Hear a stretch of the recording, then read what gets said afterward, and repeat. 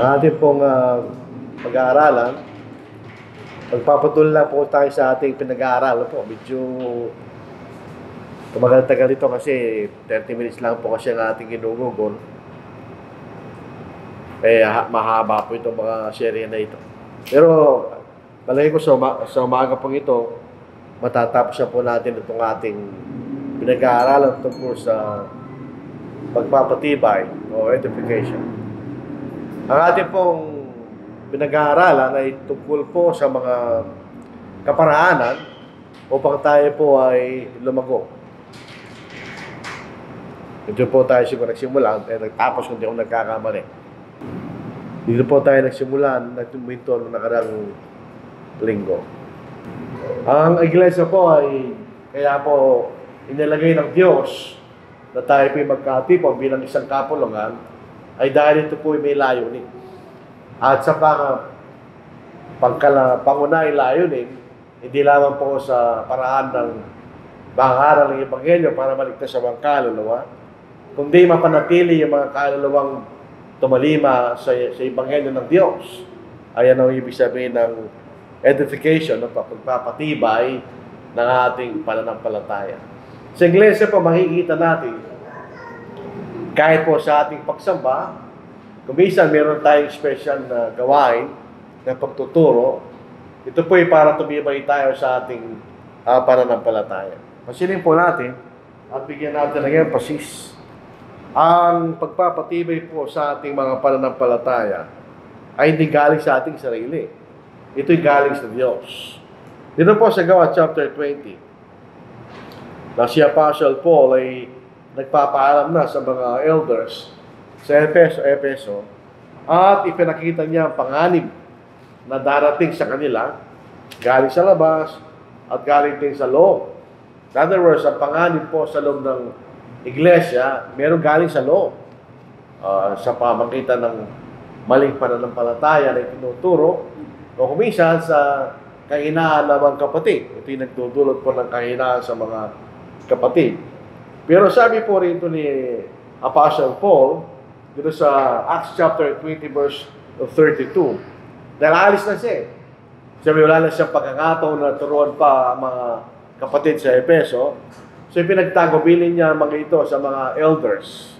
Dahil sila pinagkatiwalaan ng Diyos na mag-ingat sa mga kawan. Diba? Dito po sa Gawa, chapter 20 verse 28, ingatan ninyo ang inyong sarili at ang buong kawan, sa kanila ay inilagay kayo ng Espiritu Santo na mga tagatangasiwa. Ito po ay tamang salin. Doon sa lumang Tagalog, ginawa kayong obispo kanya. Kaya lang, ang obispo, wala pong dahilan para mapunta siya sa Biblia. Ang ibig sabihin ng salitang talaga yung tagapangasiwa, overseer. Upang pangalagaan ninyo ang iglesia ng Diyos na pinili niya ng kanyang sariling dugo. So, ito po ay pag-aalin tulad sa mga Kristiyano bilang kawan ng tupa. Ang kawang mga tupa po ay mga hayop na maamo. Pero kailangan nila lang isang pastol para magkaroon sila ng kaayusan. So ganito po inaaring tulad sa atin. Tayo po yung mga parang tupa na maamo at susunod sa ating sa mga pastol kanya. Dito po sa verse 32, ngayon pinagkakatiwala ko kayo sa Diyos at sa salita ng kanyang biyaya na makapagpapatibay sa inyo at makapagbibigay sa inyo ng mana na kasama ng lahat ng mga ginawang banal. So, ang labanan po sa pananampalataya, hindi ito physical na labanan. Ito ay spiritual na labanan. Ito ay labanan sa kaisipan at damdamin ng bawat tao. Ang kalooban ni Satanas ay mahatak tayo palayo sa Diyos. At ang kalooban naman ng Diyos ay mapanatili niya tayo sa Kanya. Yun ang labanan niya. So, ito yung labanan ng kaisipan. Primarily, at pagkatapos ng kaisipan ng ating damdamin. So, dito po sinasabi rito, ang salita ng Diyos, sa salita ng Kanyang biyaya, na makapagpapatibay sa inyo at makapagbibigay sa inyo ng mana na kasama ng lahat ng mga ginawang banal. So, kung hindi natin pinamamayaan na tayo panag-aralan ang salita ng Diyos, Ito po'y magbibigay sa atin ng tibay ng ating kaalaman at pagkaunawa sa salita ng Diyos. Ang pag-aaral po sa Biblia, walang pagkakaiba sa pag-aaral ng anumang bagay. Kailangan nating malaman ang dapat nating malaman. At pagkatapos, magamit natin ang salitang ito sa tamang paraan. Yun ang proseso ng pag-aaral sa salita ng Diyos. So, hindi po ito automatic na bagay. Wala namang automatic eh. Ito yung unti-unting pag-aaral. So, kailangan natin ng panahon. So, Iglesia ay nagbibigay siya ng pagkakataon at tulad dito na tayo magkaroon ng pag-aaral sa salita ng Diyos. Dito sa pangalan Timoteo, chapter 2, verse 15. Ito rin po ang ating Biblia, ang bagong Biblia. Ito po ay magandang salin. Ano po? 2 Timothy, chapter 2, verse 15. Basahin natin. Pagsikapan mong umarap na subok sa Diyos, manggagawang walang anumang dapat ikahiya, na gumagamit ng wasto sa salita ng katotohanan. Dito, tingnan natin, sabi dito, para tayo maging manggagawa sa harapan ng Diyos, dapat wala tayong kahiya. Dahil wala naman nakakahiya sa pagiging Kristiyano. Ano sabi ni Pablo? Pagsikapan mo kanya. Kailangan tayo ng pagtsatsaga, effort, sistema ng pag-aaral. May mga kapatid na ang pagtingin nila sa Biblia, parang anting-anting. Nilalagay sa pag may sakit, hindi gano'n lang ang Biblia. Ito, kalat lang ito eh. Katulad ng anumang kalat. Ang kahalagaan ng kalat na ito, katulad ng ibang kalat, yung nilalaman. Sinasabi sa atin ni Pablo na gumagamit ng wasto sa salita ng katotohanan. So maraming bahagi po sa ating pananampalataya ay magagawa mo. Kailangan mo sundin. May bahagi ng ating pananampalataya na kailangan mo lang unawain at paniwalaan. Pero may mga bagay na kailangan nating paniwalaan at kailangan nating gawin. So, ginagawa natin ang pag-aaral at nagkakaroon tayo ng pagkakaunawa sa salita ng Diyos. Bagamat paulit-ulit, meron po expectation sa atin ng Diyos. Walang pagkakaiba sa expectation ng guro sa kanyang mga estudyante. Sabi, pag magsisimula po ang taon ng pag-aaral, inaasahan ng mga guro na matututuin ang estudyante nila. Yan ang expectation nila eh. Kaya pag hindi ka nakaabot sa expectation, babagsak ka nila. Dahil hindi ka natuto sa loob ng isang taon o sa loob ng semester kung ikay nasa koleyo. Yung Hebrews chapter 5. Basahin po natin ito, mga kapatid. Sa ika-12 talata hanggang sa ika-14 na talata. Sa bagaman, sa panahong ito, ay dapat na kayong mga guro na. So, sa katagalan ng ating pagiging Kristiyano, maituturo mo na iyong pananampalataya. Hindi naman ibig sabihin na mag-grow in a public sense. Hindi naman gano'n. Dahil hindi naman lahat ng mga Kristiyano ay kinakailangang maging grow sa ganitong paraan. Pero tayo pwede maging grow sa ating personal na paraan. Pwede natin ituro ang ating pananampalataya sa iba kung sila maging Kristiyano. Sabi po rito, sapagkat bagaman sa panahon ito, by necessary inference, yung sinulatan ng sumulat sa Hebreo, ay matagal na Kristiyano. Matagal na sila. Kailangan muling may magturo sa inyo ng mga unang simulain ng aral ng Diyos. Kailangan ng gatas at hindi ng pagkain matigas. Itong pag-aaral sa Biblia, parang din tayo nag-aaral sa eskwelahan. Nagsimula tayo sa mga fundamental na bagay dapat nating malaman. At ito yung musgo ng pataas at lumalalim ang ating pagkaunawa sa ating pananampalataya. Kung tayo ihabing natin ito sa eskwelahan, pag nag-grade 1 ka, mayroong fundamental na tuturo teacher sa iyo. Paano magbasa, paano magsalita, paano mag-minus, mag-plus. Tinuturo sa atin yun eh. Tapos kung natuto mo na yan, nalaman mo na yan, naunawaan mo, gagamitin mo yan sa pagdating sa buong pag-aaral mo. Hindi ka na kailangan bumalik-balik pa doon. Alam mo na yung dapat, sabi. Ito sinasabi sa atin. Pwede mong i-review yan, pero alam mo na yan, basically. Kaya na kailangan ng gatas at hindi ng pagkain matigas. Ito po isang figure of speech. Ano po? Pag tinalito tayo sa sanggol. Ang sanggol kasi limitadong kapasidad niya sa pagkain. Gatas lang.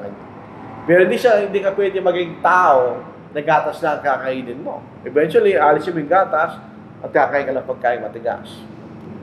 Sapagkat bawat tumatanggap ng gatas ay walang alam sa salita at katwiran. Ng katwiran, palibasa ay isa siyang sanggol. Ngunit ang pagkain matigas ay para sa mga nasa ustong gulang na hindi siya pagsasagawa ay nasanay kailang mga pandama na makilala ang pagkakaiba ng mabuti at masama. Yun po ang essence ng kaalaman. Hindi lahat ng rules mamimemorize mo eh. Pero yung practical na pagganap ng mga rules na yun, alam mo yun. Hindi. Alam mo, mali, malalaman mo yun. Ganun din po sa pananampalataya. Kahit hindi nagamit talata, alam natin yun. So, ulitin po natin sa 2020, ito po. So, itong pagtuturo ng iglesia, ito yung nakasalalay sa mga elders, o overseers, o pastors. Dito po sa talatang ito, sa 28, makikita natin yung salitang elders. Kung pupunta tayo sa verse 17, ang kausap ni Pablo ay elders sa Efeso. Tinawag silang overseers. At sila ay mga pastor. Basahin po natin. Therefore, take it to yourselves and to all the flock. Yung salitang kawan dito, flock, ay yung church sa Ephesus, among which the Holy Spirit has made you overseers. Yung salitang elders, yung salitang elder ay nagpapakita ng maturity sa pananampalataya. O kailangan yung mga nakakasiwa ay yung mga kalalakihan na mature sa pananampalataya. Basically, sila may edad na. Medyo overseer, sila ang tagapangasiwa kanya. Silang bahala na magpastol doon sa kawan. To shepherd, yung salitang shepherd, yan ang verb ng pastor o pastor. Yan ang gawain ng pastor kanya. To shepherd the church of God which he purchased with his own blood.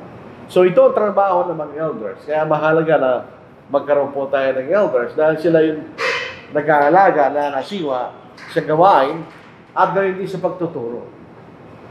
So pagka meron tayong eldership, yung mga elders ang mahalang mag-program kung ano yung tuturo sa buong isang tao. Ano kailangan ituro sa mga sa kawan. So yun ang trabaho nila. Iniingatan ng ating mga pananampalataya. So yun ang elders. So meron din po tayo mga mangaral. The 2 Timothy chapter 2 verse 2. And the things that you have heard, ito yung sulat ni Pablo kay Timoteo na isang mangaral. From me, among many witnesses, commit this to faithful men who will be able to teach others also. So yung pagpapatuloy po ng pagpapatuloy ng gawain ay kung meron tayong natuturuan ng mga pagtuturo sa iba kayo. So ito yung makikita natin sa gawain ng iglesia. So yung pangunahin nagtuturo ay yung mga ngaral. Pero yung mga elders yun, nagtuturo din yan. Dito sa 1 Timothy chapter 5, at wala sa ating PowerPoint. Dito po sa 1 Timothy chapter 5, may mga elders na nagtuturo din. Nakatulad po ng mga mangaral, sila ay dapat ay tulungan kanya. Siya ay suportahan sa kanilang gawain. Dito sa verse 17 ng 1 Timothy chapter 5 verse 17. Ang matatanda na namamahalang mabuti ay turing na may karapatan sa ibayang karangalan. Kung ating po sasalisikin sa itong karangalan dito, hindi laging respetuhin mo sila, hindi. May kaugnayan sa financial support, ganyan. Kaya nga itong kahalagaan na nag-aaral din po tayo sa mga salita ng Biblia. Kasi karangalan sa ating ordinaryo tayo sa respeto. We have to respect them. Hindi lang yun. Respect in the sense na kailangan silang tulungan financially. Lalo na kanya, lalong-lalo na yung mga nagpapagal sa pangangaral at pagtuturo. So yung elders, kinakailangan silang maharap magturo kung kinakailangan. Kaya isa sa mga katangian o qualification, they are able to teach kanya. Dahil minsan kailangan sila magturo. Not necessarily in a public way, privately.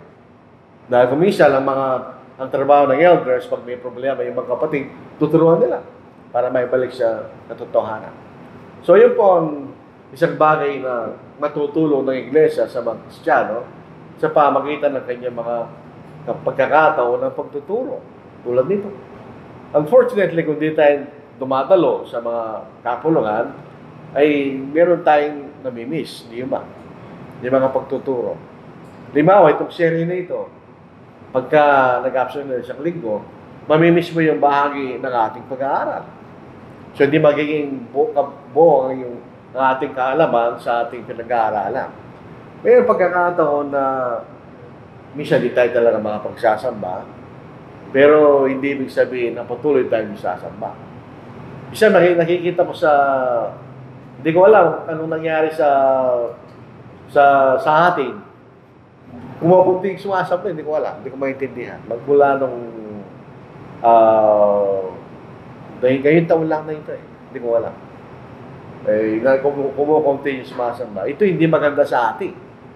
Dahil kung kakaunti yung sumasamba, ito'y nakapagpapahina sa mga Kristiyano yan.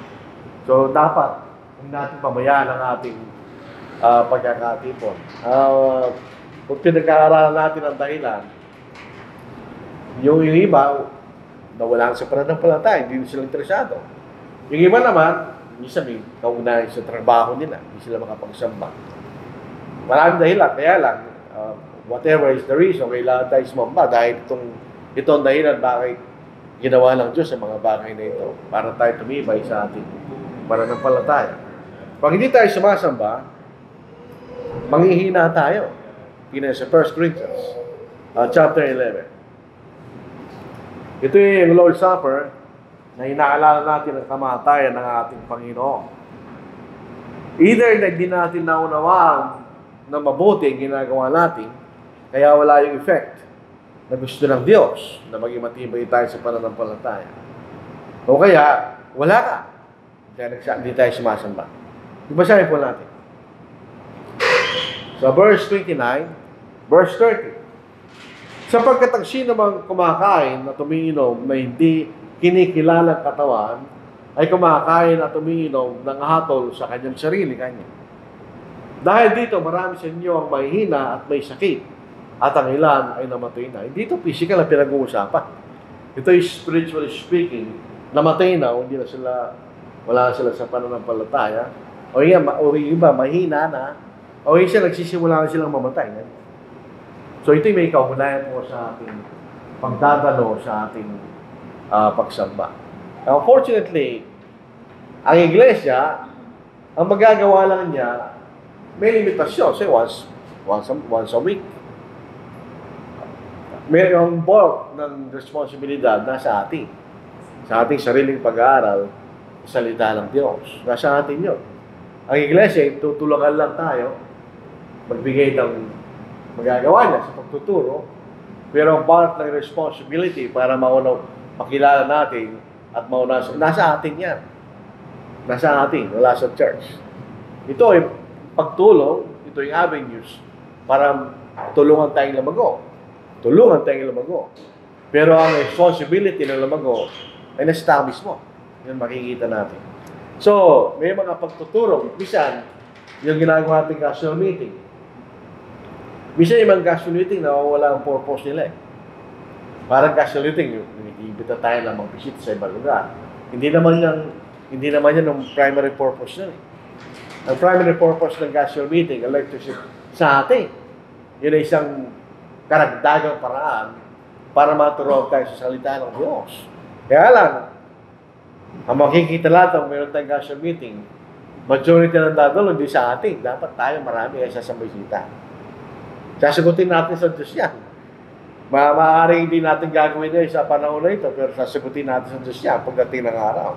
Bakit pinababayaan natin yung obligasyon natin at di natin ginagawa? Sasagutin natin lahat siya sa Diyos. Ang mahirap sa pagsagot natin, last day na yun, magsasagot tayo. So Titus chapter 1-8. Sound doctrine, ganyan. Proper for sound doctrine. Ito yung healthy doctrine. So tamang doktrina, ito yung magpapalusog sa ating pananampalataya. Dito mamasahin natin dito, ito yung Ito yung layunin na pagtuturo kanya. Sabi rin sa mga lalaki, be sober, reverent, temperate, or meek, sound in faith, in love, patient. Dapat yun ang magiging bunga ng taturuan sa mga matandang mga may edad. Yung mga may edad na babae, ganito naman. That they be reverent in behavior, not slanderers, not given to too much wine, teachers of good things, that they may admonish the young women to love their husbands, to love their children. Alam niyo yung salitang love dito, walang kaunayan sa romantic love. Wala. Kahit simple, wala. Ang ibig sabihin ng love, they are willing to sacrifice for their husband. They are willing to sacrifice for their children. Yung ibig sabihin ng talatang yun. To be discreet, chaste, homemakers, etc. So ito yung bunga ng pagtuturo na inaasahan sa loob ng isang kongregasyon. So ito'y bahagi ng tinuturo natin. Kaya kung balance, lahat ng mga bagay na dapat ituro, kailangan turuan. Yun ang gawain, yun ang responsibilidad ng isang mangarap. Kailangan meron siyang karunungan na ang ituturo niya yung kailangan mapakinggan ng magkaanin. O yun, nakikita niya kung ano nangyayari sa loob ng kongregasyon. So meron tayong mga pagtuturo. At siyempre, meron tayong, nakalimutan natin yung pagsamba. Teka, balikan natin yun.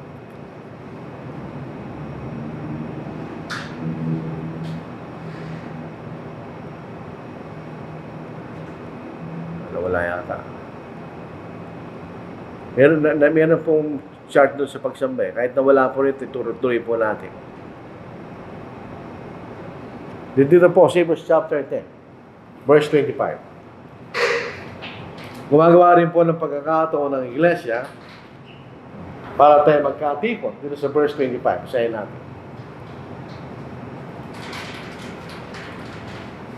Na huwag nating pabayaan ang ating pagtitipon gaya ng ugali ng iba. Kundi palakasin ang loob ng isa't isa, lalong-lalo kapag inyong nakikita, napapalapit na yung araw. Ito po salitang ito, sa pagkaunawa po natin, kailangan natin unawain yung context ng Hebrews. Ang isang aklat sa Hebreo, ito'y naisulat ilang taon bago nasira ang templo sa Jerusalem. Ang aking pagkaunawa po, kaya importante yung salitang Hebreo, ito'y sinulat sa mga Hudyo nandun sa Israel.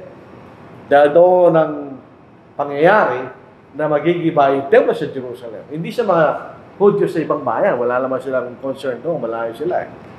Dahil yung pangyayari sa pagkagiba ng templo sa Jerusalem ay karamanduman. Babasahin natin Matthew chapter 24. So sabi rito, para mag-survive kayo doon sa ganung nakakatakot na darating na pag-uusig, kailangan tumibayin yung pananampalataya kanya. Kaya sabi rito, huwag nating pabayaan ang ating pagtitipon. Minsan from time to time, talagang gano'n. Hindi natin may iwasan. Nagkasakit tayo, tawag ng trabaho. Minsan, nawawala tayo sa pagsamba. Pwede dapat consistent din na wala tayo. Delikado yun. Ang nakikita ko sa mga hindi na sumasamba, nawawala na rin yung kailang excitement, yung kailang zeal, at saka yung kailang pananampalataya. Nawawala pag hindi tayo sumasamba. So sabi rito, huwag nating pabayaan ang ating pagkakatipo. So ang iglesia, ginagawa niya. Tingnan po ng lahat na pwede natin gawin. Lalo na sa mga denong tao. Noong walang panahon, kahit saan lang sila sumamba, pwede. May sumasama sa tabi na ilog. May sumasama sa mga bahay. Okay, sa templo sa Jerusalem.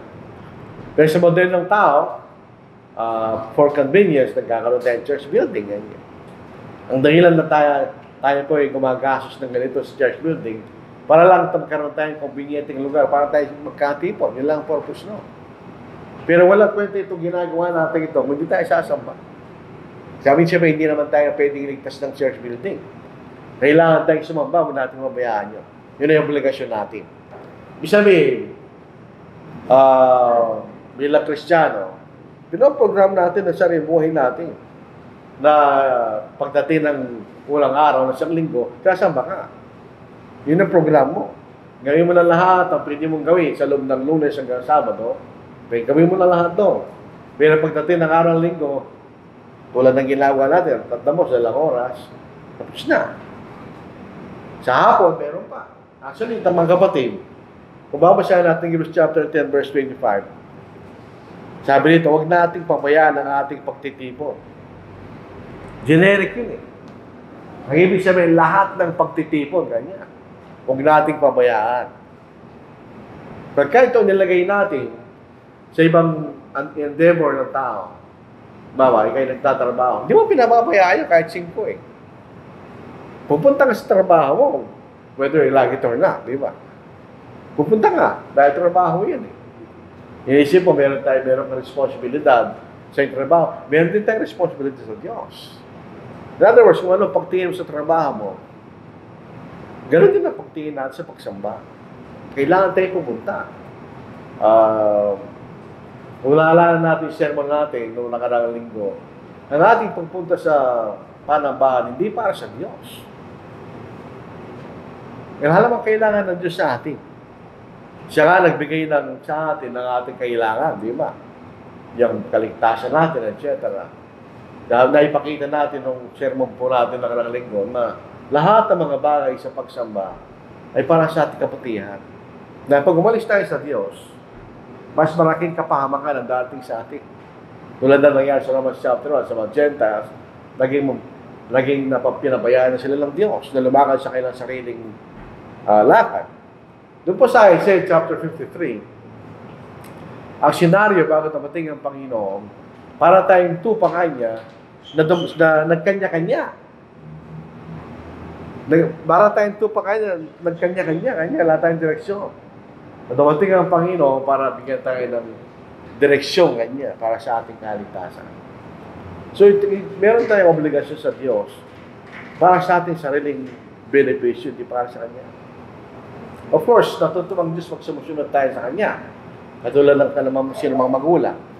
Pero lahat ng ginagawa natin dito is for our own benefit, hindi sa Diyos. Kasi baka inisip natin, kaya sumasamba tayo dito para sa Diyos. O para sa Diyos, kailangan tayo sumunod sa Kanya. Pero lahat ng ginagawa natin dito in essence, para sa atin. Hindi para sa Diyos. Para sa katitibay ng ating pananampalataya upang makasama natin ang Diyos sa langit magpakailanman. Yun ang makikita natin. Sapagkat nagustuhan ng Diyos natin maligtas. Pero nasa atin yung gusto natin maligtas o hindi. So yung Hebrews chapter 10 verse 25. Dito po sa atin, sa Church of Christ, ang iglesia ng ating Panginoon, hindi po ito kinukuha sa sapilitang paraan. Kung ito'y denominasyon, hindi natin pwedeng gawin yan. Kailangan bumalik. Bumalik kayo. Babalik ka talaga. Meron silang paraan na pwersay ka bumalik. Sa atin, hindi. Dahil ito'y bunga ng ating pananampalataya. So, ito'y testing sa atin. So, kung meron tayong pangangataon, hindi natin ginawa, sasagutin natin sa Diyos sa pagdating ng araw. Mas mahirap ang sitwasyon na ganyan. Dahil ito'y tinetesting ang pananampalataya mo sa pamagitan ng paggawa ng mga bagay na sinasabi na gawin natin yan. So dito sa Hebrews chapter 10 verse 25, babasahin nyo, huwag nating pabayaan ang ating pagtitipon. Generic yun. Ibig sabihin, lahat ng anumang pagtitipon ng iglesia, kailangan tayong dumalo kanya na makikita natin. Kasi nakakapasin ko, siyempre kami nandito kami, umaga, hapon, nagiging dalang kongregasyon tayo. Hindi naman ganun ang design ng afternoon service na yun. Ibig sabihin, sa umaga, tayo kongregasyon, isang kongregasyon. Sa hapon, isang kongregasyon pa rin tayo. Ibig sabihin, kailangan tayong mamalik. Yan ang purpose nun. Yan isang pagkakataon na matuto tayo ng karagdagan sa salita ng Diyos. Hindi naman ito Katoliko style. Gusto mong pumunta ng umaga, punta ka ng hapon. Although by necessity kumisang mangyayari yun. Ang purpose lang naman natin yung maglagay tayo ng panghapon ay para sa mga kapatid talaga wala silang magagawa kundi hapon lang. Pero hindi ibig sabihin na dumalo sa umaga, muna silang sasamba. Babasahin natin yung step 25, huwag natin mabayaan ang ating pagkakatipo, ganyan. Assembly, ganyan. Hindi sinasabi kung anong klaseng assembly yun. Any assembly, kailangan tayong pumunta. Kung meron tayong actually, mahirap sabihin kung meron kang pagkakataon eh. Pagka sa ibang bagay, meron tayong pagkakataon. Napapasin ko lang, tao rin ako eh. Pagka inimbita ka sa isang special occasion, meron kang pagkakataon. Bago pagpunta ka doon. Paano pagkakaiba sa paglilingkod sa Panginoon? At sa ibang bagay magagawa natin, sa Panginoon hindi. Di ba? So, magbigay po tayo ng... Kasi, ang ating mga anak, tinitingnan tayo. Ano ang pagpapakalaga na binibigay natin sa pagsamba? Kung nakikita nila, hindi tayo nagbibigay ng kahalagaan, ganoon din sila. Gagaya rin sila sa atin. Kung makikita na tayo ay masigasig sa gawain ng paglilingkod, baka maging masigasig din sila, di ba? Huwag natin bigyan ng dahilan kasi wala naman talaga tayong dahilan. Sabi ng Panginoon, huwag natin pabayaan. Huwag natin pabayaan. Huwag natin pabayaan. So, dumako na po tayo sa ating katapusan ng ating pagsamba. Ay, nag-aaral. 30 minutes. Sakto po, 30 minutes.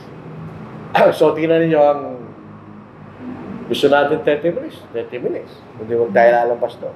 Pero yung sermon, di natin mapapangako yun kasi sermon yun eh. Mabibiti naman yung sermon, di natin maitutulong minsan. So, yun po ang ating pag-aaral sa umagang ito. So, tandaan po natin, itong mga salitang ito ay ginawa para sa atin. Lahat tayo, wala namang exception, kahit ako. Wala namang mataas, mababa sa atin, para-pareho tayo sa harapan ng Diyos. So, sana po ito'y gawin natin. Yun ang kailangan natin gawin. Sinasabi ng Biblia.